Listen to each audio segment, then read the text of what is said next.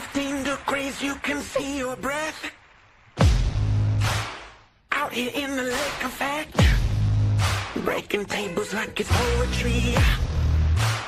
Where else would you rather be? Pinto, Ron, Elvis, and the Lay Poncho. The members that you need to know. 'Cause once you out here, now your family. Where else would you rather be? Where else would you rather be? Welcome into the Nickel City Crew. I am your host, Rob Crippen. Please like us on Facebook and follow us on Instagram and Twitter at Nickel City Crew. This episode, along with all of our episodes, are presented by Crippen Legacy Entertainment here on Spreaker and StreamYard. We're so glad that you're joining us for some of your Buffalo Bills and NFL content again today.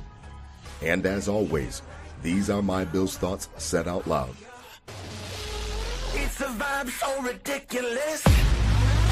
Since 12 plus 83 was 6. The shout rocking like a symphony. Where else would you rather be? All right, let's get straight to it. I am so excited for tonight's episode. I'm sorry, a little late, Nickel City Crew, Bills Mafia. That's my bad. That's on me. I had to work in the office today. But listen, I am just, I can't even express how excited. You can see the smile on my face. Thinking back to 2020, it was right before we had started Nickel City Crew. We started Nickel City Crew the next year. And it's funny because I think Stephon Diggs won like photo of the year, and it was like him with his hands on his helmet and the confetti's falling at Arrowhead. And I just thought about how empty I felt in that feeling and watching the celebration and everything that's going on, and just wondering like, man, we're going to get back here. We've got a squad. We're going to get back and we're going to close the deal. And it's funny because in pro sports, you just never know when it's your time, and you never know when you're going to get another opportunity. And we've talked about that at length on this show as well.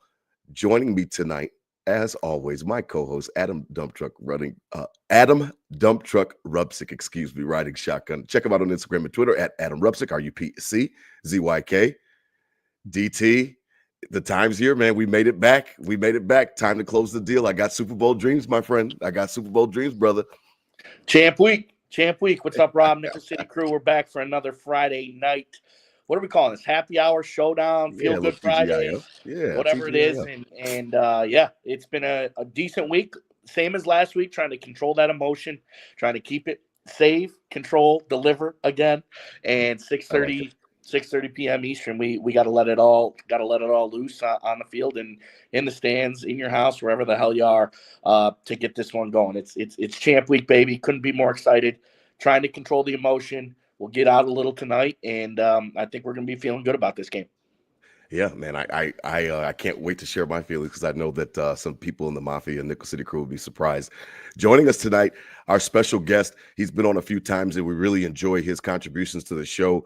A buddy of mine, again, that I started with on Twitter and just going back and forth, and really just enjoyed some of his takes, and then invited him on and got resounding reviews from DT on down about his contributions to the show. So we're really happy to have him back. Joining us tonight, again, Scott Frey. Check him out on Twitter at Scott M. Frey. That's Frey. Holla at the crew, Scott. What's good, man? Welcome back, man. We're happy to have you on. I missed you guys. Like, part of my life got carved out for a few weeks here, and I'm back, and I'm stoked. And man, last week going into Baltimore, I was excited, but maybe not in as confident a way. That was a scary matchup for us. But man, I feel good, not locked, but good, confident, good, like not stressing about this one on Sunday night. So man, happy to be here to talk Bills football. Good to see you guys. I was just saying off the air how good you guys look, for you guys, we only all get so good, but DT, looks like you're combed up and stuff, man. You got what's going on there? Got that fresh cut. We're trying to keep it a little more routine.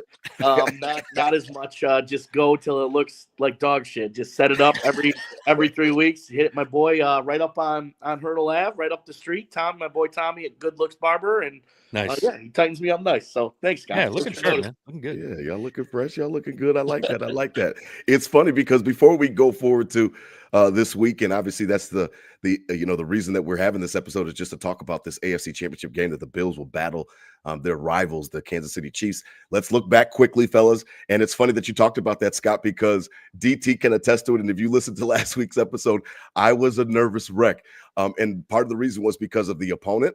Part of the reason was because of the stakes that were at hand and not wanting to hit our heads on that proverbial ceiling, so to speak. We had lost in that divisional round last 3 years, and I wanted to get through. Not that I'm satisfied and that a loss on Sunday is going to make it all okay, but I was just nervous about the matchup. I thought it wasn't a good matchup for us, and I couldn't be more 180 from this week. Like I am just like you, Scott. I'm actually probably a little bit further along than you. I said it on Bill's Thoughts of the Week early this week. Shout out to Olivia Nagle, our actual creative director, who got my thoughts out there. I'm confident. I think the Bills are better than this team, fellas. I do. I've looked at this team up and down. I've gotten a chance to look at some stats and different things like that. And we all know that they'll all get thrown out of the window on Sunday at 6:30, like DT said. But I mean, this team scored 30 points twice this year. I'm not afraid of their offense. I understand that they've got, the boogeyman, but he's not the boogeyman to me anymore. I'm not scared. There's no monsters in my closet. I don't know, DT. Speak to it. How's your confidence level this week? Because mine is I'm 180 degrees from where I was last week. I feel good about this game. I think we're going to win.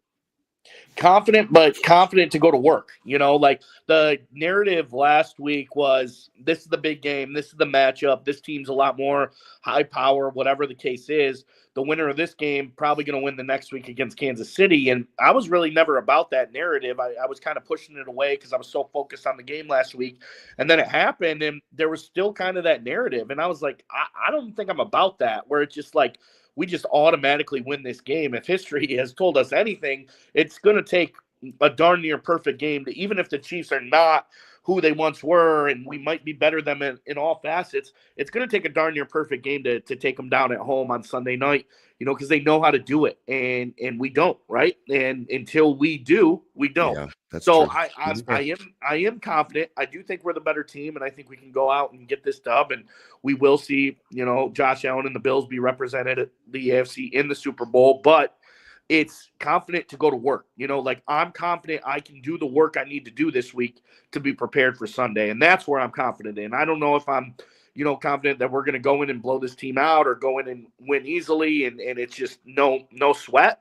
I'm confident in this team that they went in knowing they had to do the work and be perfect Sunday to win. And I'm confident in that. Scott, it's funny because when you just, talked about some of your feelings, I had to echo them, because that's exactly how I felt all this week leading up into this game. Where does your confidence level come from? Is it the matchup? Is it the opponent? What is it about this week's matchup in Arrowhead, Chiefs Kingdom?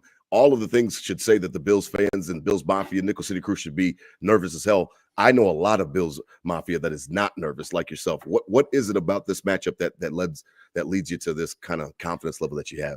Our offense is so balanced, and there are so many ways we can be productive on offense. I'm old school. Well, I'm just old, but I'm a firm believer that you have to have a solid run game you can count on when you're in the playoffs. And I'm not saying we should be run first. That's a different thing.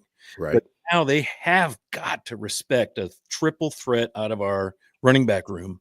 And it's even just the run game. It's that those guys are active in the pass game, particularly Ty Johnson.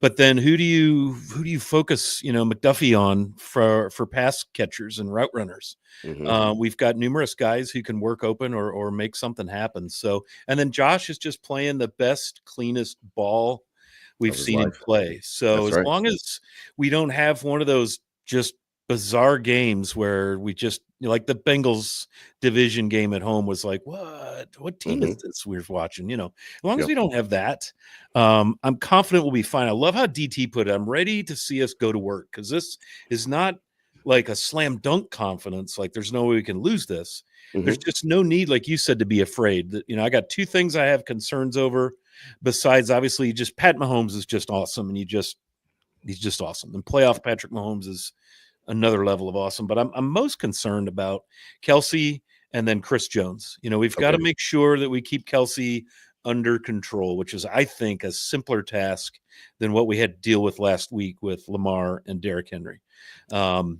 Now, Chris Jones is going to get his, but man, our O-line is the best. Oh my God, they're so good. I'm not frightened of him anymore. Like he'll get his, he'll get pressures, but Josh knows how to deal with that. He's one of the best against the blitz or under pressure. So, I think we'll game plan. I think we'll be confident as a team. A lot of the guys who went through all that are gone. We got a whole new slate of people, and the guys that are still there have learned. So I feel good, but I'm with DT. You have to go do it now. You got to play your best game of the year. But I feel like this could be a 2-score win. I feel like this could be anywhere from 9 to 14 points. I feel like a 31-21 kind of a thing is certainly possible. But then, playoff Patrick and playoff Reed is awful hard to get fully comfy, against. So, but I'm excited. Yeah, I'm excited. I understand. It's funny because you had talked about something I think it was the last time that you were on, Scott. And it's funny because I thought about it last week, and I thought about you when I was watching that game. So before we go forward to the AFC Championship game, let's chop it up quickly, fellas, and get your thoughts on last week. The last Bills home game of the 2024 season was last week at the Ralph. What an awesome night. Fitz leads everything off. DT talked about it on the Nickel City Crew tailgate report. And then I watched the video. It was just, I didn't get emotional and getting ready to cry, DT, but I understood what you were talking about with the emotion just because just Fitz and his energy and the way that he brings it. So he starts it off, and then the night goes. And it was funny. I thought about you, Scott, because what did you say a couple weeks ago when you were back on? You said, you have to sprinkle in a little bit of luck. And I always say that because the ball's oblong, it bounces a certain way. It's not basketball where it bounces right up and down. It's not even soccer. You've got to get a little bit lucky to win a championship in one of those years. And you think back to years past, and even the greatest comeback in Bills history. That was also the greatest comeback in NFL history up until a couple of years ago with that one comeback. I think that was Indy or somebody like that. Jacksonville had, or somebody had. But until they took that mantle, Don Beebe stepped out of bounds, and the refs didn't see it. And, you got to get a little lucky. Yep. Boy, were the Bills a little bit lucky. And I'm not apologizing to anybody, DT, for that luck. I understand Mark Andrews is an all-world tight end. I understand that he makes those catches and different things like that. But that fumble by Terrell Bernard, we talked about that on the show, DT, and how timely of a play that was. And then his drop at the goal line, DT, you need a little bit of luck sprinkled in. The 2024 Bills, if we win the Super Bowl in a few weeks, that might have been our spot. Yeah, you'll go back to those plays like, damn, man, that was some lucky shit. But we needed it. We needed everything to go right, and the actual drop on the 2-point conversion, and what about the 3 turnovers? A team that doesn't turn the ball over, Lamar Jackson that doesn't turn the ball over, they turn the ball over 3 times. I mean, I'm not considering our credit to our defense for forcing them or whatever the case, but if you weren't expecting those, that's a little lucky too. I will say this week, I'm not about I could give a shit about the narrative about what it the Ravens lost it, the Bills didn't win it. I don't care. We won the game. We're playing the Chiefs in the AFC Championship. I could care less. But I will say, for the final time on this, we earned the win. I mean, there was a situation where coming out of halftime, we could go up. We could have went up 18 points. After the Andrews fumble, we could have went down and been up 12 points with 3 minutes left. There was a lot of opportunity to blow the doors off this game and get a double-digit victory at home and kind of ease into the end of it. They made credit to the Ravens. They fought in. They kept it close, and we knew it was going to be a battle, and it came down to I said it last week, a game of inches, a game of yard. He catches it 1 more inch in. He drops it 1 more inch out, and it literally came down to a game of inches and who was going to be the dogs last week. And the Bills were the dogs. They forced the turnovers they needed, and that was the difference in the game. Could they have finished a few drives and made it a little easier on us? Yes, but they did what they needed to do to win the game. And we talked all year how the Chiefs didn't look great, but they're 16-2. They win these games find a way because they're good teams and they find ways to win. It's situational. We won the situation. We weren't the better team and went out there and just scored more points because we were bigger, faster, stronger. We won situationally. And that middle 12, the last 6 minutes of the first half and the first 6 minutes of the second half, granted we came out and punted, but that last 6 minutes of the first half was clinical, and we've been good at that all year. And that's what it takes to win these games down the stretch. To beat these good teams, you have to win situationally. And, I think we deserved every part of that win. I could give a shit about the narrative, but it did take a little luck, and we forced our own luck as well, and we never know what would have happened with 1:33 left on the clock and the ball back. Glad we didn't have to find out. Yes. But survive in advance. Scott, I was just interacting with one of our listeners right there. So shout out to Sarah Christine, because she was like, well, just what DT said, well, we had time to come, 133 left, that type of thing. And I agree. That's what I was telling Nate when that ball, prior to the 2-point conversion attempt. Scott, it was close though. DT's right. We had a chance to blow the doors off, but we didn't. And because of that game kind of got tight towards the end. And you do see, you need a little bit of luck, that type of thing. I don't know what would have happened, but we don't know a lot of things about what if game. You can always play that. That game was an instant classic, and even Lamar fumbling off that DeMar Hamlin hanging on his ankle. I mean, it was pretty sweet. I don't apologize for any of it. I really don't. No, I think, in the regular season, you steal one, you might feel an eensy bit bad, but in the playoffs, it's win in advance. And we've been on the other side of those games enough times that, like, I feel bad for Ravens fans because I know how they feel, but I would never apologize for a win. We got the job done, and that's the end of the day. That's it. My thing, I wanted to see our defense come out and play a different style against a guy who's given us trouble over the years. We held him once when he was in Tennessee. Mm-hmm. on an okay game. We kept him under 100. My goal was like, hey, 100 yards and a tutty. If we could do that with 22, that's a win all day long. And it ended up the defense did it, and they did it by changing the way they played. They played the most man they've played in a couple hundred years, right? They also got into their 3 linebacker set. So that made me feel good, like that, like you said, DT, situational football. The defensive coaching staff had a game plan, they adjusted, they got out of their comfort zone, and we shut down the 2-headed monster enough to win. And we also didn't.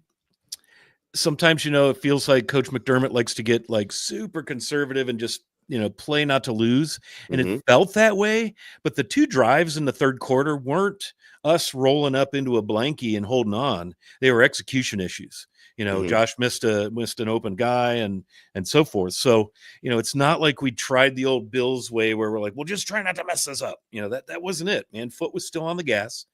But we don't need to be 30 yards downfield, 30 yards every time. That we have a different foot on the gas, and it's called run and pass. And I love it. So I'm happy to see that we didn't roll up in a ball. So I'm hoping that, on that side of things, because that's been a knock is, Coach McDermott and his decision making and kind of rolling into a ball. And we've seen it a few times this season now where he's done the exact opposite of that. So that's another reason I feel confident going into Sunday. I just don't think we're going to see ghosts and relive. We're just not going to do it. I just don't see us doing it this time. I don't see us doing it. As we begin to transition to this matchup tonight, we really appreciate the listeners. A bunch of you guys shouting us out on IG. I see y'all, man. I love you guys for sure. What's good, Zach? What's good, my cousin Greg? What's good, Andy? What's up? I see you, Lenny. We appreciate you guys. And again, the Twitter people out there as well, Sarah, Christine, we really appreciate you guys. Listen, as we transition, over almost 700 people watching us already, so we really appreciate the support. DT, Scott, it's time to break out the knife and fork and let's dig into the meat and potatoes. The Buffalo Bills will win this game on Sunday night if the Bills offense does what? Go first, DT, our resident co-host. Holla at the crew. We will win this game if what happens on offense? And I'll give my takes at the end. Well, blatantly score 31 points. I think 31 wins. That's the magic number. I think it's going to be a battle, and nothing's going to come easy. I think 31 wins it. They're too good of a team to let you get higher than that, I think. And I think we're a good enough team to keep them under that. So, okay. With the way we've been kind of working the clock the past couple of weeks, the way we've been working the possessions, I think has been, definitely favorable. You control the game, you control the flow, you control the tempo, things start to flow your way. So I think offensively, nothing different. This is, I think defense, we might have to, pull some rabbits out of the hat and make some things happen.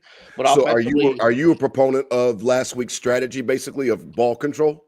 Yeah, I think 100%. And it doesn't, but not playing scared, and Scott had a great point. I heard that a lot this week of people being like, oh, typical Bills coming out in the third, and not in shelling up, but that wasn't the case. They just didn't execute. They were trying to get 6. They were trying to go up 18, and they just didn't execute. Absolutely. And the Ravens D is pretty damn good, right? So I think offensively it has to be the same type of thing, controlling the ball. We are not abandoning the run. We never have all season. The run has been working. That offensive line has been playing, outstanding.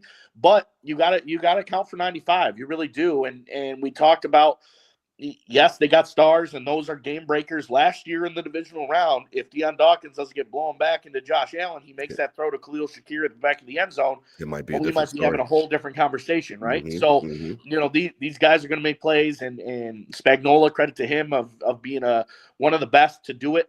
Different types of looks, and trying to confuse 17. So keep to the game plan. Offensively, I think we're so well-rounded right now, especially with the offensive line playing well. Everybody stepping up. The run game stepping up. Our third-string running back catching dimes all year. Keep it to the game plan. Keep it simple. It's cliche to say I don't have a lot of hot takes on this offense. I don't think there needs to be much that needs to happen differently. If it comes down to 17 having to go into Superman or God mode or whatever you want to call it, he's capable, and he's chomping at the bit to do that too. Damn cape. We know he'll put on the cape. Yeah, and who wouldn't be wanting that, and he wants it the most, to go out there and game on the line. I got to get this yard. 17's going to get that yard. So get to 31, keep it simple, do what you've been doing all year, and I think we come out easily on the offensive end. Mr. Frey, the Buffalo Bills will win on Sunday night, 6:30 in Chiefs Kingdom.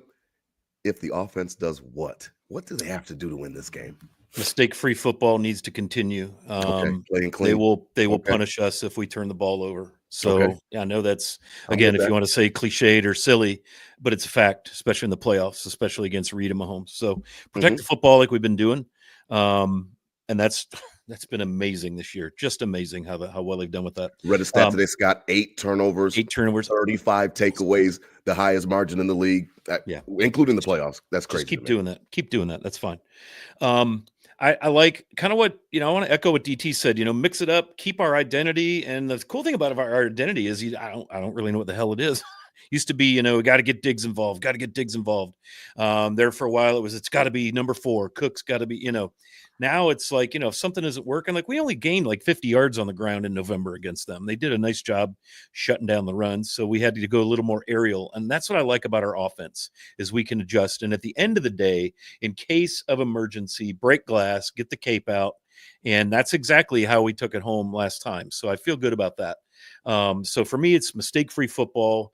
I'm not opposed to, it's really hard for Mahomes and company to do their thing if they're sitting there watching our offense. 8-minute drive, 9-minute drive, 10-minute drive.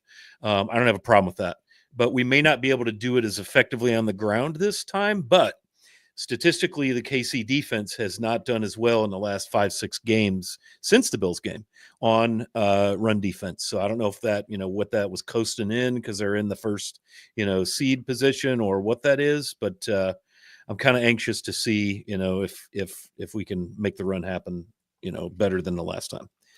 Yeah, it's interesting because when I thought about it and I looked at I was like, well, what do I need from the offense? And sometimes I want to get greedy and I was like, well, I want Josh Allen to, I want him to not necessarily stats, but I'm like, I want him to have the cape on from the opening kickoff and things like that. But one of the things that you just kind of spoke to it, Scott, and DT as well, is that maybe we don't have to change too much about ourselves because when you start acting out of character, that's when mistakes do happen. So whatever Joe Brady, all the different keys that he's playing with this team and the offense, it seems to be working. He's got the pulse of the team. So I actually have to step back, and I took a step back and I said, I'm just going to have to just trust Joe Brady and 17. I have supreme confidence in 17 to do the right thing. Joe Brady has won me over throughout this year. I still don't necessarily believe it everybody eats, but we're on the cusp of the Super Bowl. So I have to eventually shut the fuck up about that. So listen, I believe that it's up to Josh Allen to be situationally just smart. Just know the pulse, understand what's going on in the game. If they need you to run something on a 4th and short or a 3rd and short, or you think that you don't have the look that you want, absolutely, fellas, don't force it. just run it and figure out a way to get 5 yards, and maybe we go for it in a 4th and 3, depending on the field position. I just don't want to see Josh press, I think is the best way for me to say it. It's not that I don't trust him. It's not that he's actually shown to be that type of guy this year, because he's actually been the exact opposite. The lights will not be any brighter than this. The Super Bowl obviously is the brightest of stages, but that's a whole different conversation for another day. For this game, you're trying to slay the dragon. You're trying to get over that bugaboo that has always had your number. I see these stats all the time about 0-3, and if Josh Allen goes to 0-4, there's all these different matchups. It's Ken Stabler versus Bradshaw. It's Steve Young versus Brett Favre. There's all these different matchups that they had, at least 4 matchups, and now Josh Allen and Mahomes will get together for the 4th time. I don't want to be a part of that wrong side of history, and I also don't want Josh to give a shit about either way. I want him to just play loose, play free, and come into this game really just with a clear head, because of the fact that sometimes the pressure can get to players. It seems like Josh Allen is impervious to it. It seems like he has kind of turned that corner where we don't have to worry about obviously Sugar High Josh. It's a long ways away from Sugar High Josh, right? Sugar High Josh, we're a long ways away from although he did try to pitch it to on the 1 yard line. He said that what did he say? The good angel told me not to. That shit was funny as hell. That was hilarious. Yeah. The look on his face when he said no. I was dying in that press conference because he was serious as hell. Like, I saw how far he was, and then I saw somebody to the right of me, and I was like, nah, this is not a good decision. And I was like, thank you, Josh, for not fucking up that game. Well, longevity is consistency. I mean, you look at the dynasty of the Patriots, and the offense of the Patriots and Tom Brady, was good, and you had to account for them, but they were never, it wasn't the 2020 Bills, right?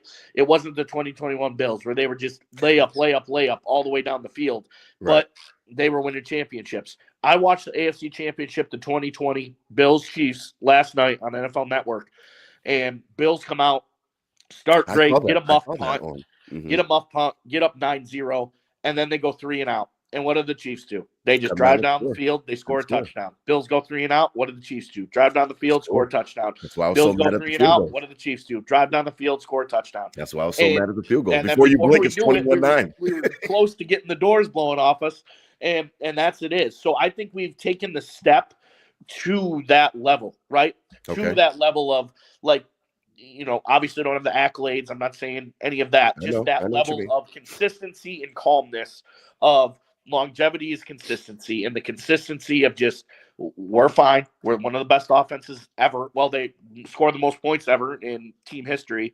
Just go out, trust the players, do the thing. And that's, it doesn't have to be flashy. It doesn't have to be the layups. It doesn't have to be, Josh throwing for 450 yards. It just has to be situationally, we need 6, go get 6. 6 is non-negotiable. I missed that in my offensive takedown. What do I say this week? 6 is non-negotiable. That's my motto for the offense this week. Yep. I like it. Go ahead, Scott. I'd like to add one thing on offense. And this is just me, personal preference, salt and pepper time here. I would love to see 18 get a tutty or 2 and have him kind of at least start off the night as our feature wideout. That would be fun for me because, man, this is a special run for him. He's so understated. There's a couple of interesting interviews this week with him. I liked his, though. I liked his. I know where you're going. Yeah, just talking about, hey, I got a couple catches here and there, whatever. Not a big deal. I'm just happy. Like this is really special to him. But talking about the team and how the team. When you're winning, it's all that matters. It's all that matters. Yes. So I like it from just a feel good, like if we could get Amari, 6-7 catches, get over the century mark and a touchdown or 2, man, that would be freaking awesome. That would just make my heart sing. So, but we don't, the cool thing about this offense is we don't have to have that guy do that thing or we're screwed. It's not like that. And so that's why I have a level of confidence, especially where the offense is. And I still feel like we got shit under the hood. Like, we barely were. You said that phrase now, and it's been like about a month now that you've been saying that, DT. What do you mean by that? Please, they better come out. You looked down the box score last week, and you got like 5-6 guys with 1 catch, and it's like, all right, well, what happens when the game comes and they have 8? And they have and any of them are capable. Like we saw Curtis Samuel in the wild card game have a great touchdown, and I just feel like it. There's so much more that could happen, like what if instead of all those guys having 1 catch, what if 3 of them had 4, and like shit, like we got 4 guys over 100 yards, like something wild. Like, so you think there's still more, there's more to attain for this offense? Yes. I don't think I think they're just, everything has been working. They haven't got to a point where it's like, man, this isn't working. Like this guy gets a little, we'll run the ball. Josh, take care of it. We're all good. Right. And I just feel like, not that we're saving it, but I just think we haven't had to pull it out. Yeah. Like, not saying like trick plays or anything like that, but I know what you mean. I just think we can expand, like, on that box score, a bunch of guys with 1 catch could easily do a bunch of guys with 8 catches. And then we're, oh shit, like Bills just put up 400, Josh, you're for 405 touchdowns and everybody on the team scored. Like, that's possible. What if the Rams or Detroit game offense shows up, man? I mean, that could be a thing. Yeah. So yeah. Interesting. Ooh, I like where y'all heads at. I mean, I know DT has said that. He said that under the hood thing maybe for like the last month. The last time you were on, he talked about that as well, Scott. So I was just interested. I wanted to hear him elaborate. So that's all. Interesting stuff. As we transition tonight, tonight's episode presented by 26 Shirts here on Buffalo Fanbase, the official Bills Mafia podcast network that DT and I simulcast on.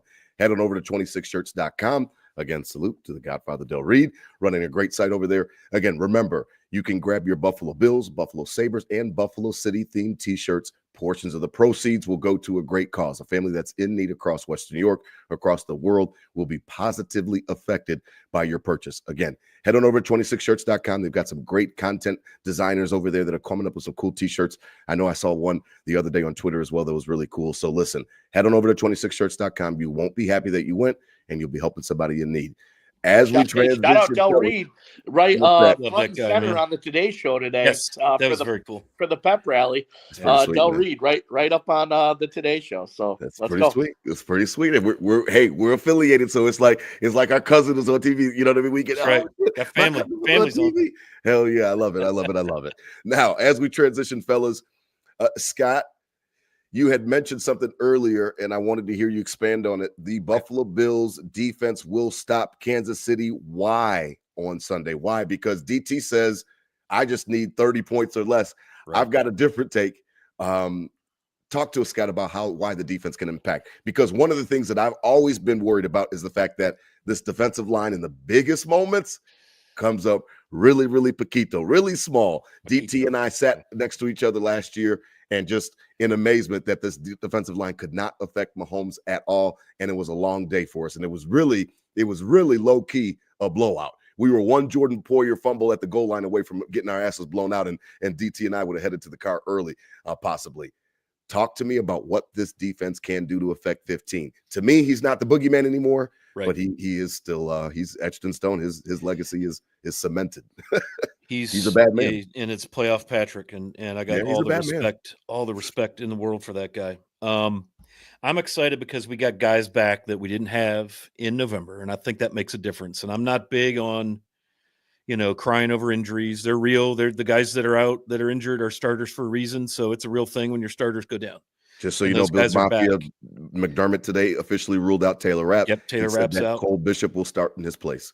Yeah. Interesting side thing about him. When he got drafted, Dalton Kincaid, Cole Bishop. Dalton Kincaid is on the record as talking about how good he was covering tight ends. That's what he said. So that's interesting. Lock him up in practice. That's what he said. Then you go rookie on Travis Kelce, and Noah Gray is no BS now. That dude banged us up for 2 tutties in the game in November. So we got to cover the tight ends, obviously, but man, we've got Dorian Williams back there. We've got Matt Milano is going side to side like he's playing like he's 22 years old, man. Which is awesome. Taron Johnson, Terrell Bernard. So as long as those guys keep things reasonable, keep things in front of them, no breakdowns. What I really need is freaking Ed Oliver to have one of those Ed Oliver days. I don't understand why we can't have that on a more consistent basis. And I try not to get really pissed off about that, but it's like, why is that like a special thing? Like, if you can do that and be a game wrecker, could we do that maybe 4 times a season instead of once or twice? Like, this would be a great week for Ed to kind of lose his shit and go off. And he's going to be facing start talking shit about him today or tomorrow. Not the best version of the Chiefs offensive line. No. So that excites me a little bit, because that D-line is due for a 3-sack game. And that could be a difference maker if we could do something like that. But just like you said, Paquito just doesn't happen. So I feel like the middle back end of our defense needs to play strong. I wouldn't be opposed to seeing 3 linebackers in the game to deal with their 2 and 3 tight end sets, because they pounded us with that last year in Buffalo in the playoffs. I mean, they pounded us with that, and we stayed in nickel the whole time and got run down pretty bad. So I love that we've got this ability to get out of our nickel and into more of a base setup with 3 linebackers. And I think that can help us against Kelsey and Gray. So again, smart football, keep stuff in front of you. They're going to come after Cole Bishop. Yeah. So for the love of God, don't run over a receiver downfield before the ball gets there. Like, could we just not do that? You know what I mean? Just don't give them the free 35-yard PI, because you know they're coming at you for that to see if it's there. Yeah, it's funny, DT, because when he talks about Bishop, I kind of get like a chill up my spine, and then I think about the Houston game, and I'm like, golly, you know what I mean? Like, he's been much better. He steadied himself in the games that he did have to come in and play in spot duty, but anytime a rookie is back there, I'm just gonna be nervous. That's just me naturally. Against Reed and Spags, I'm just nervous. DT, the Buffalo Bills will stop the Kansas City Chiefs and the mighty Patrick Mahomes on Sunday night if we do what? Well, I'll start by saying we'd probably be a little more confident in Cole Bishop if he didn't have such a baby face. The kid looks like a legit kid, and he looks like a 14-year-old. You're like, oh, okay, but hey, ring the bell, baby. This is the NFL. Welcome to it. You're ready to play. My first thought on this defense is like back to the 2020 Super Bowl when the Bills lose in the AFC Championship. Chiefs go in and play the Buccaneers. Mm-hmm. What did the Buccaneers do? They got after Mahomes' ass, and it was an ass kicking because of it. Like Mahomes couldn't do anything, and that was the key. And since the beginning of time, to win football games, it's protect your quarterback and get to the opposing quarterback, and that's the easiest way to win. Sure. But over the years, I guess I've been seasoned to not even be mad about not getting pressure on 15 anymore. Yeah, I don't even expect it. Almost resigned to the fact. Mm-hmm. I don't even expect it. And so then that has to relate to kind of what last week was, in the fact of me watching back the All-22 and the highlights of that Ravens game. 8 had forever back there. Oh yeah, times. He did. When that touchdown likely had 8 seconds. But I think that was also part of the game plan, same as what I kind of was talking about the week before with Bo Nix. I was like, damn, a few times he was back there, it looked like he was back there a little too long, and that was a little keep him in the cage. You can't do that against 8. And then 8 did that, and it was like, oh, okay. So I think that's because they didn't want him to run. They didn't want to get out of their lanes and let him affect the game with his legs. But I think Babbage and McDermott kind of have this vibe about them, not that we're not going to come after you, but it's going to be a lot harder, what you see downfield than what you're used to. And so I don't even expect the pressure, but I've been calling about this defensive line for a couple weeks now, and they're going to have a good game for us to win it, straight up, plain and simple. I mean, you are going to have to make a stop. They're vital to the team's success then. Yes, they got lucky, and not lucky. They forced the 3 turnovers. Good for them last week. You can't count on those turnovers this week, and you're going to have to get stops. You're going to have to get stops to win this game, obviously. But the fact of getting to Mahomes, I think, is out of the question. I just haven't seen it, and I don't believe that we could with this defensive line. So kind of go back to the last 2 weeks and that game plan of not sitting back, but making those throwing lanes really hard and second-guessing really where you're going to throw that ball. Lean on the back half, yeah, and stuff the run. They don't run real well. Pacheco is not the same guy before the injury. He's just not back yet. That dude's a beast. He'll get. Yeah, and Kareem Hunt. And Kareem Hunt's got a lot of miles on the tires. He's not a bell cow running back anymore. Yeah. So it's going to really come down to Mahomes' arm, and I feel an Ed Oliver. I'm wearing 91 Sunday. Okay. So I'm feeling it. I'm going to manifest it. Okay. I love Ed Oliver. I love Ed Oliver, man. You listening to Ed Oliver? But I love the version of Ed that wrecks games. Yeah. You know what I mean? Yeah. Just feels lazy or something to me. And I hate to say that because that's kind of douchey, but it feels like he turns it off and on. Yeah. Just turn it on, leave it on. And leave it on, yeah. Break the switch, leave it on. I think that's the same thing. Ed is a perplexing player because of the fact that he has the upside, even though he's undersized. He has the motor to get back there and affect the game, and he just doesn't always do it. I know for me. Well, go ahead, DT. Yeah, I mean, go through this defensive line, right? Ed Oliver could be a game record, needs to be. DaQuan Jones, this could be his last NFL game ever. He might be done after this. Yeah, that's the true. ends. Greg Rousseau had a great game against KC back in the regular season when he had that tip pick when he was a rookie. Like it's an opportunity to kind of change the narrative about the D-line too. All the kind of it's probably the weakest spot on this team all year. If they have a good night, it changes the whole vibe. Like, okay, damn, this D-line, look out, whoever we're playing in the Super Bowl, because this D-line is going to come after your boy. And so I think there's some storybook things happening on this defensive line too, where you could like change that narrative and be aggressive, and Ed Oliver could wreck that game, and DaQuan Jones isn't going out on this type of way. And these defensive ends are finally making their point that they're dominant. And so that's kind of where I'm like not expecting it, but it's there. The opportunity's there. It is. Yeah. It's funny because when you guys talk about defense, it's funny because Scott actually stole my thunder earlier in the show. There's only one thing that I think about with this version of the Chiefs. And I'm just like, I was watching that game last week and I was like, do the Texans, excuse me, do they know that Travis Kelce is his man? Like, it was some crazy stuff. And then I heard, I was listening to Colin Cowherd the other day, and he was talking like Greg Cosell was on the show. He's like, it wasn't just that Houston wasn't playing good D, they just weren't executing. I'm like, man, I saw this dude running wide open where I man him up, it's crazy to me.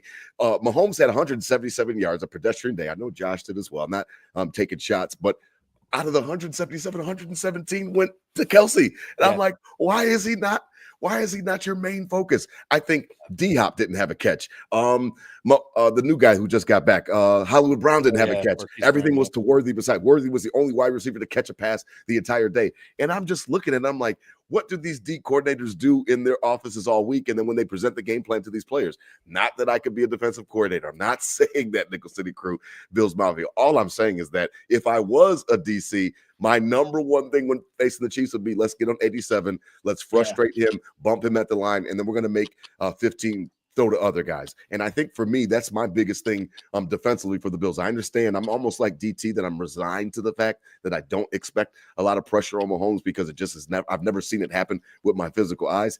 Can somebody please cover this motherfucker Travis Kelce? I understand that he's popular. I understand that T Swift is a little girl and she up in the press box. Can you cover him all day and make his life hell, please, for one 60-minute game? We've done that. We have done it. So that's my message on this game is this whole thing is doable. It's really doable this year. It gets open though, Scott. I know it's like magic. I don't understand it. It doesn't make any sense. And I was watching the game. I'm like, what? That touchdown pass where he's looking down on the guy. And he's slow. Like, why did you real slow. Why'd you even flow to the other receiver? Like he's gonna throw to 87. Like, what are you doing? It made no fucking sense to me. I agree, Rob. As a D coordinator, you think you could stop a guy with cement Jordans on, like straight up. Like I agree. And I feel like if you shadow him with a safety in the third linebacker and let the corners play ball on man coverage, that's going to be good. I think I like that the best. I think Patrick in the box with the D line. Yes, Benford plays. Or somebody just cover him. Yeah. Just stay on him and then let the chips fall. With Noah Grays and the Worthies and all these other guys. I understand that they've got D-Hop and Hollywood Brown, but Hollywood Brown hasn't even been around the team all damn year. D-Hop just got there and hasn't even been a factor. He had one good game against him I watched on a Monday night. After that, I really didn't even know that he was on. I forgot he was on the team for half the damn year. So. I'll be excited to see Bobby Babich and Sean McDermott's actual game plan for 87 because I do think he's going to be crucial. Lay some licks too. Lay some licks. Take a page out of the Ravens playbook, that bully ball style, and be like, "Hey, we're here. Like we're talking with the fucking shoulder pads tonight. Watch the damn O line. Yeah, they're doing it on the other side of the ball, man. Lay some licks. Spencer Brown is Kelce gets his first hit. I want to run through his bitch ass. Like make him feel like." Lay some licks. I love it. We might not get to Mahomes. But don't make the game easy for these guys. But let's lay some licks. That's what I hate about missing Taylor Rapp is he's kind of a piss missile Yeah, sure. He'll stick I his mean, head in there. That's how he got hurt. But that's, he's a little fragile that way. Maybe he's got to start to change that up a little bit.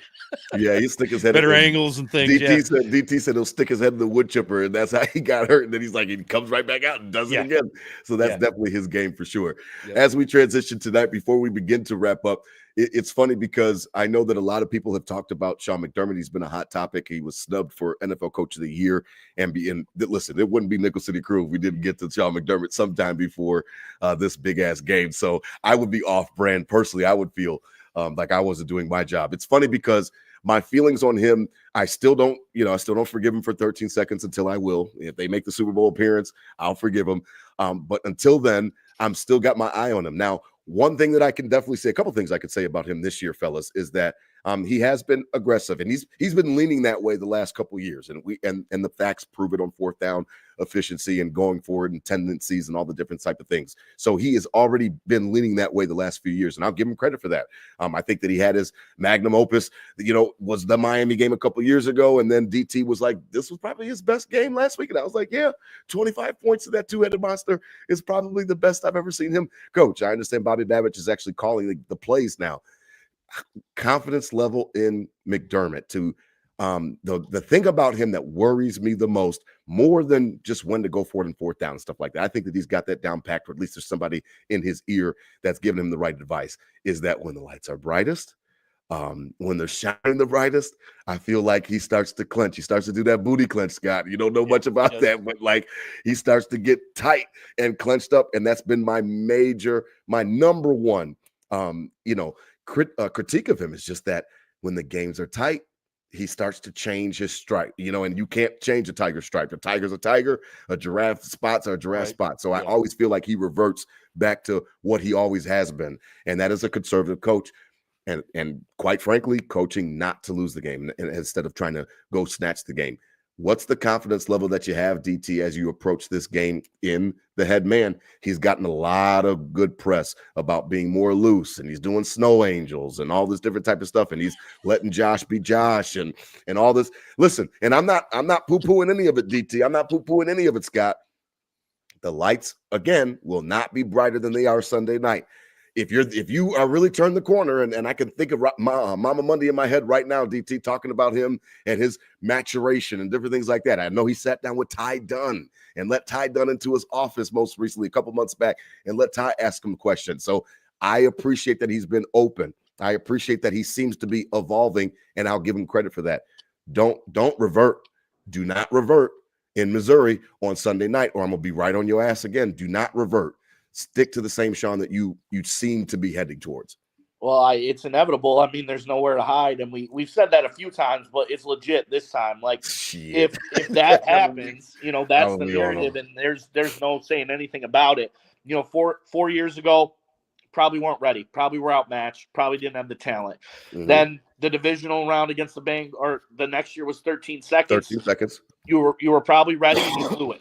That's you were on probably him. Ready, and you blew it. Put it on him. The next year, the Bengals divisional, I don't even know. I don't know. I don't know what to put that on. I think it was his vibes and everything. Yeah, Damar Hamlin, bad all the way around. Okay, unacceptable, but it's still thrown in there. Yeah. Last year, similar to 13 seconds, right? You had, the injuries, whatever, but it was a shell of a team. You let them go up and down the field on you. You had a chance at the end, and you really didn't, throw any kill shots or, do anything killer. So now this team feels different. This run feels different. This vibe feels different. So it has to be different from Sean McDermott as well. It has to go in, confident, and it's your time now. It's your time to take over and make this step.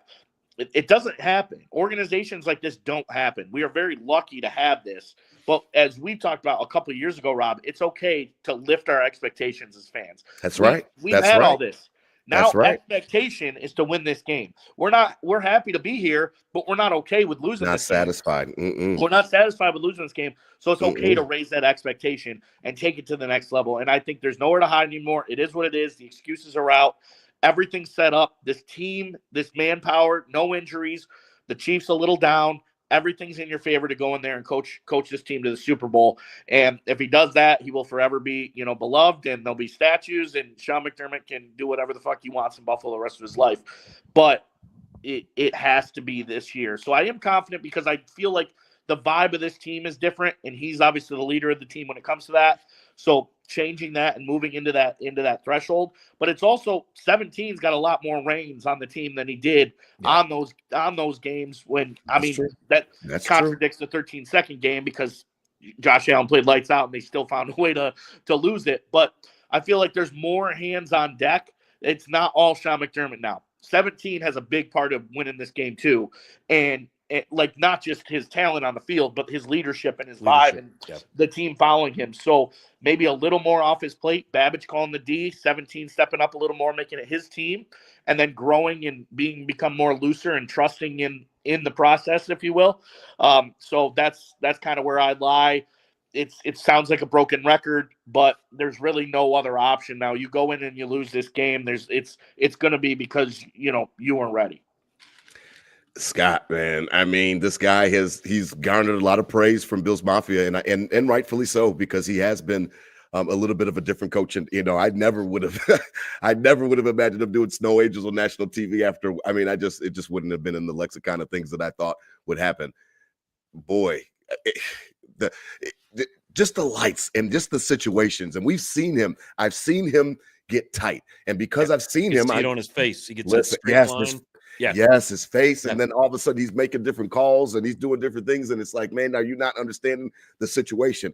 I just want him to understand that you've got to coach this game like it's week 2. I understand it's not week 2, but if your principles in week 2 were your principles, and you had conviction back then have that same conviction in the AFC Championship game. Don't let the moment and the magnitude of the moment change who you think you are or what you think is best for the team, because you're the CEO of this team, regardless or not. You're the CEO. First of all, I don't think we're going to be in that ridiculous moment where it's all or nothing, do or die. I hope not. See it. I hope not, Scott. I think we're going to play well enough to have to avoid that. I'm not saying it can't happen because that's silly, but I feel confident enough we're going to be there. But if we're in that spot, one thing that makes me feel better about all of this is we've got a formula this year, and I saw it in the Denver game. I saw it in the Baltimore game, but it didn't pan out because we struggled to execute those third quarter drives. But this team adjusts better than any team under Sean McDermott that I've seen. We'll go in, we're 10-7, 7-7, 14-7. It's a tight game, 1-score window at halftime, and we're looking at each other like, where's the Bills team from last week? And then the second half comes out, and bam, there it is, and we close the door and we move on. That's different this year. We've never had that on a consistent level, and it's been pretty consistent all season. Mid game adjustments, late game adjustments.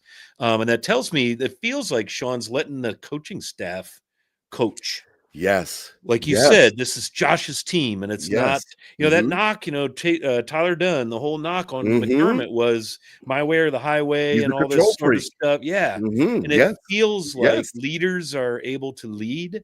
And maybe that's a sign of his growth, openness.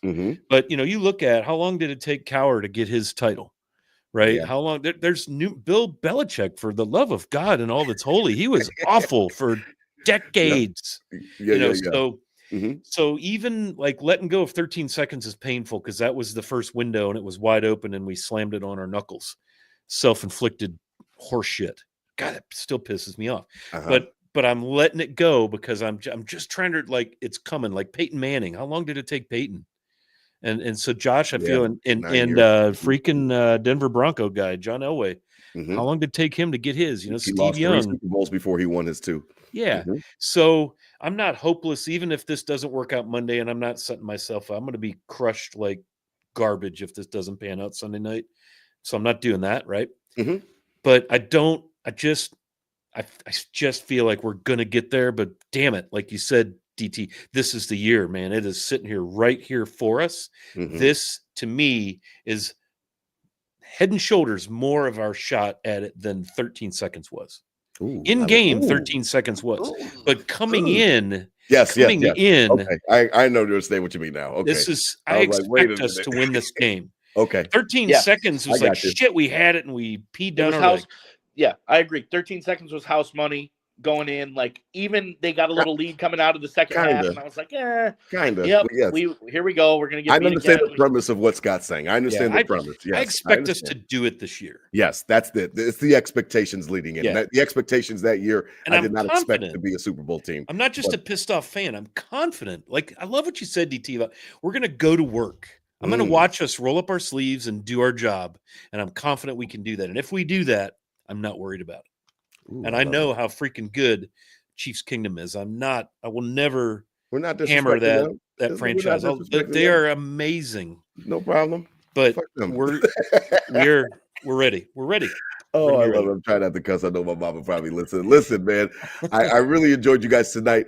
1,200 people, over 1,200 watching from Nickel City. Oh, that's fun. Bills Mafia tonight. We really appreciate all of you guys tonight. For our special Nickel City Crew tailgate report, we're going to have a little bit of fun tonight because you weren't around, Scott, but I know I messaged you. We did an emergency, podcast because we were just so amped up. And we're like, come on, man, let's just get on there. And the actual Buffalo fan base actually asked me to go live because they didn't have anybody to go live. So I volunteered. I was like, I'll go live. Nice, and I couldn't hook you up last week. DT was coming back from the game, so we had a good time with that. We almost had like 2,000 people tune in for that episode, which was really, really cool because it's in the dead of night and everybody's just amped up over the Bills. So we're going to have some fun tonight with it. I want to know what your plans are going to be if we win the game. And I know it's like, what? That's blasphemy. We haven't even played the game yet. Because, it's funny because when you start to let your mind wander a little bit, and I'm not talking about menu and stuff like that. I'm talking about how you're going to feel as a Buffalo Bills fan. I was 5. Nickel City Crew knows this. Scott, I was 5, 6, 7, and 8 for the Super Bowl run. I literally, that you see right behind me, my Bills fandom was shaped by those guys. Right. Just Thurman and Bruce and Andre and Jim and all those guys. Daryl Talley. I mean, I literally have a Spider-Man Jinx. I have a Spider-Man Under Armour that I wear underneath the Talley jersey that I have upstairs in my closet. Like, literally, those guys shaped my Bills fandom for sure. For me, I know that it's going to be something where I might be like DT. I might actually shed a tear just getting back there because what have I always said on the show, DT? I just want to get back to the bowl, get back to the show, and then I'll let the chips fall from there. Not saying that I want to go 0-5, not saying that I want to get jeered and shit talk to me at the barbershop like I always do. And, what's Bill stand for? Boy, I love losing Super Bowls. I had to deal with all that growing up. I already know it all. So what's the worst? The worst is that you go 0-5 and I got to hear more bullshit at the barbershop. But boy, that other side of the coin would be just so glorious. So I just want to get there and be an adult and enjoy it. I was 5, 6, 7, and 8. I'm a kid. I can only do so much. My parents threw a party for the Giants game, and I remember crying like a baby, and then I cried like a baby 52-17 when the Cowboys blew our doors off. I am so excited for this week because if we do get a chance to come out with this victory, it's 2 weeks of lead up, fellas. Bills Mafia, Nickel City Crew. It's all about us and the NFC team. It's all. There's no more debates. Yeah. No more this and that about can he get it done and all that other shit. You can flush it down the toilet and shoot it into the sun. It's about us. It's about this team that is representing the American Football Conference, our 2024 Bills. And I get chills sometimes thinking about it because I just want to be a grown-up. I want to be an adult for those games. I enjoyed those memories, but they're faint memories because I was 5, 6, 7, and 8. As an adult, I can only imagine. And then you already know Scott, and DT obviously knows DT became an uncle again this year. I welcomed my first daughter. There is so much riding on this 2024 season that has been special for me that a Super Bowl berth, man, it would mean the world to me. And I would be a madman. I'd have stuff all over my house, all in the mailbox, and I would definitely cook every meat imaginable. I'd smoke and be up at 4 o'clock in the morning. I'd be smoking meats and frying meats and doing everything imaginable for that game. I cannot wait for it. And it's all about the lead up because of the fact that there's nowhere else for the NFL world to focus. You're focused on the AFC team and the NFC team and all the rest of all those those talking heads and Ryan Clark, all those guys talking shit about us, Nick Wrights. They all have to eat crow and talk about the Bills. Go to your job and talk about us because we're representing the conference. And I just want that so bad for this fan base. I want it so bad for me and my family. And I can't wait. So that is my Nickel City Crew tailgate report. DT, lead us off. What would a Sunday win mean, man? I get chills thinking about that shit. I agree. Well, what did Spencer Brown say this week? He said it's going to be a party celebration or I'm facing a 30 rack. Yeah, or 24 pack by myself. Yeah. Well, you know, Nickel City knows DT's all sober this month, so I'm going to keep that rolling. I got through 2 tailgates with it, Nice. so I can get through literally anything now. And I will. The deeper meaning here is that, like we said, this feels different. This feels like it's our year. So this would solidify that. You know, I wouldn't go in the Super Bowl like, oh man, we made the Super Bowl roundhouse money again. Like, no, I'd go into the Super Bowl expecting to win. And right. I expect to win Sunday. And if we do, I feel like that confidence, that difference, that flow, if you will be, yep, good. We're supposed to win this. We definitely, I mean, it'll be emotional. I'll be pumped up. I'll go crazy. But the general feeling is going to be like, yep, this is our year. This is why it's our year. This is part of the story. That's right. We deserve to go in and win this game, change the narrative, finally beat the Chiefs, all whatever it's got to be. We deserve to be here. We're going to go win the Super Bowl now. Scott, man, I remember when we broke the drought, I was in Buff and I was at my boy's house, and I mean, right on Kenmore in Princeton, and I just went out on the road, Delaware and Princeton. I went out on the street and just was screaming, and you could hear other people in other houses screaming. I did that for a playoff berth. I can't imagine what it would be like on Sunday night. What would it be like for you to witness the Bills get back to the Super Bowl? Because obviously you were a little bit older than me for the Super Bowl run. How old were you for the Super Bowl run? So I was in graduate school. So my Bills are Fred Smirlis, Joe Ferguson, the Bermuda Triangle. Okay, there you go. You know, Jim Haslett, Joe Cribbs, Charlie Romes. There you go. Reggie McKenzie. I ain't mad at you, Reg. Yeah. So, I ain't mad at you. Man, what would it mean, man? It'll be emotional for me. Sunday night will be tears and a little bit of shock and oh my God. You know, but I really want this for Bills Mafia, for the people who've never experienced it, who only know the drought. I want this for Josh Patrick Allen. I want this for him. The road he's been down as a professional, as a high school kid, the amount of disrespect that still gets laid on his name pisses me off. I love that he seemingly really doesn't care about it, but I know he's got to say that. But I need this for Josh. I'd like to see McDermott get some, you know, some come home and some recognition. But for me, it's going to be emotional. Yeah, it's going to be really emotional. There's going to be tears shed. I'm not ashamed or afraid to say that. I know I will. I know I will. It'll, and I'll probably just have to sit for a little while. Yeah, and just sit, man. I love it. I love what you said about they're going to have to talk about us, and they're going to have to put respect on our name because there's only two. Got to. You know, and either way, I would love to play Philly, and I would love to play the kid. Got to, but I love that part of it that they all have to eat crow. You got to go to work and talk about us because we're the biggest thing in town right now. It's us, and we deserve it. It's not going to be, and we will have earned it. Some BS Super Bowl. You know, like no offense to the Bengals a few years ago, but when they slid by the Chiefs, and it was like, okay, sick. You know, Chiefs, Bengals, and Rams, like okay, cool. But like if we get there, it's like we deserve to be there, and so do the Chiefs. Man. You know that's why it's such a heated matchup. So do the Chiefs. So you know that's what I find like pride in too. Like it's not going to be house money. It's not going to be just for fun. Oh, we made it. Let's see what happens. It's we deserve to be here. Like let's go win the thing now. Like we definitely deserve to win. Like this is a no bullshit team, and we've run the gauntlet. Listen, man, we beat the freaking Baltimore Ravens, and that was not a good matchup for our roster. Not on the defense, on our defensive side of the ball. It was not. That was heroic, in my opinion. And we'll take the luck. I will take the luck. We covered that. So, and then go to KC and get it done in Kansas City. Absolutely.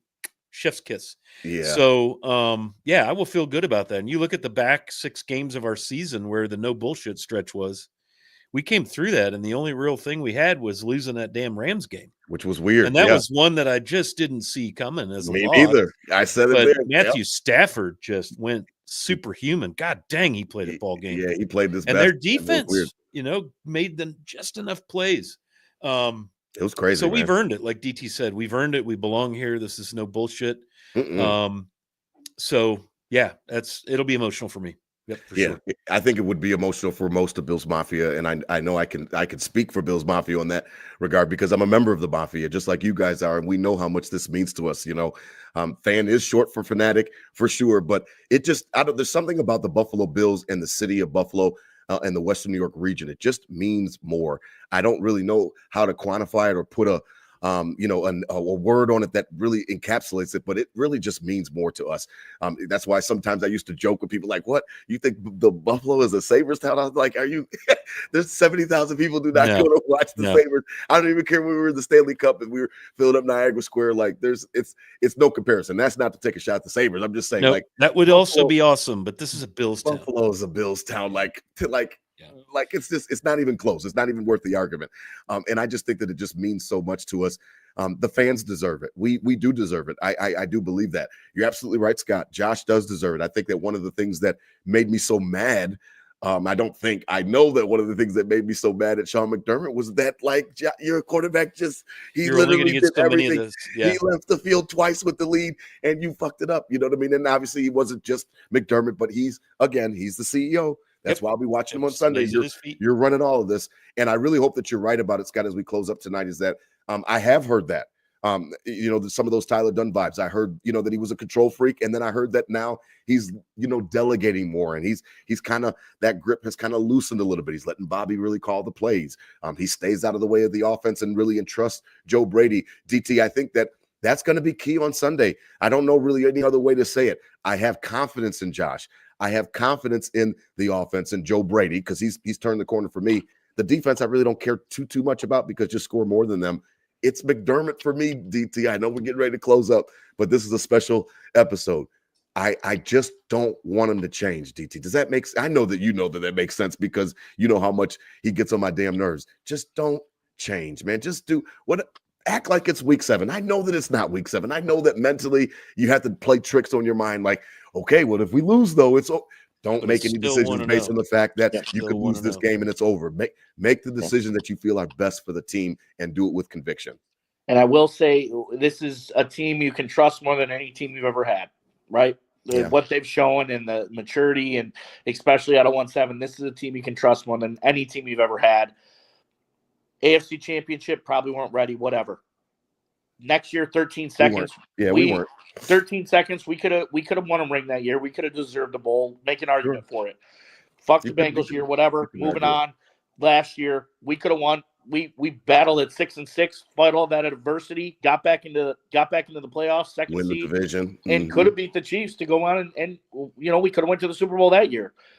So at one point, it starts to get a little personal. Like it's what they are taking away something from you that you deserve. They are taking away something from you. They are taking away happiness. They are taking away the Mafia exploding. They are taking away our fucking parade. Taylor Swift has a song, Bad Blood. This is bad blood. Yeah. This is personal. I like that. This is personal. And we are focused. I'm not worried about overcompensating because we're pissed off and got to beat them. We are focused. We don't play the games. The fans don't play the players. Yeah, we can be pissed. What you deserve. This team is taking away what you deserve. This team is taking a ring off your finger. I like it. This team is taking away our fucking parade. I like it. I like it a lot, it's bad blood.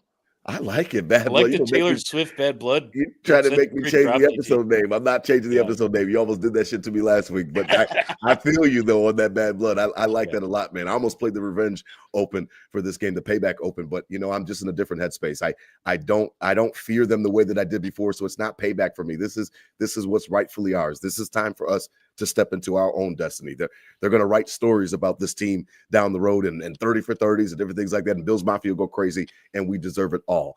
And I think that if we get to the Super Bowl, I'll let the chips fall, and I do think that we'll win it. We'll cover that. We'll cover that next week.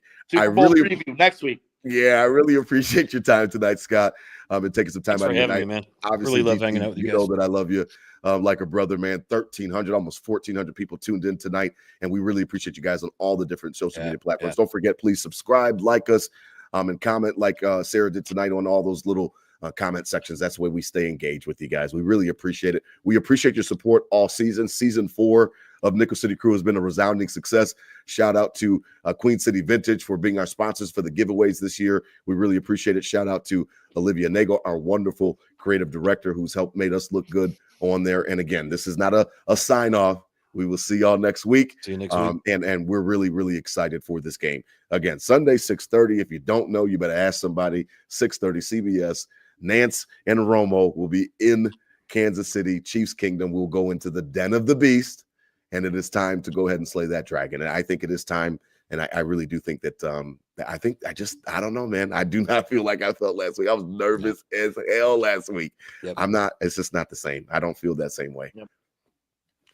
All right, fellas. Well, there's only one more thing to do. Hit them with a go, Bills. We appreciate y'all tonight joining us. Hit them. Go Bills, baby. Go Bills. Everything's connected. Energy's connected. Go Bills. Everything you got, Mafia. Everything you got, Nickel City Crew. Go Bills. 6:30 p.m. Manifest it. Piss off Ed. Piss off Ed, man. Manifest it. I love it. Go Bills, man.